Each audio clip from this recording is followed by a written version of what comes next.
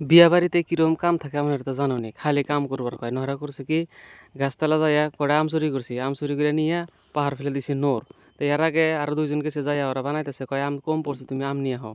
তো আম কয়টা ছিঁড়ে নিয়ে মারছি দৌড়, বললাম নয় আবার ডাক দিব পাশ থেকে, দেখলে কব কাম করো। তো যাই হোক গাইস এনে পাইলাম, আয় দেখি ওরা কতটি ছিলাইছে। তো আমি আরো দুইটা নিয়ে এলাম। আর একজনটা কইতেছে তাহলে আম যে চাশনি বানাবো ভর্তা বানাবো তাহলে তুমি মেশিনটা নিয়ে হও। এই দেখো আমাকে গারো ভাই আয় পড়ছে হারতে হারতে, কয়টা কাঁচামরিচ নিয়ে আসছে আর মেশিনটা নিয়ে এসে হাইরা খুশি, কয় আমারও ভালো হয়েছে, ডাক দিয়ে আনছ ভালো হয়েছে, খালি কাম করবার কয়।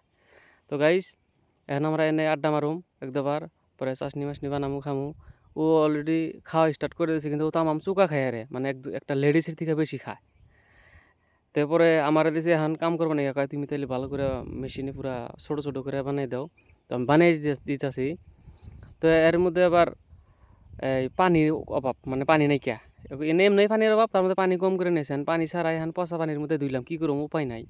তারপরে একদম ভুজুরি করে হয়ে গেছে গা।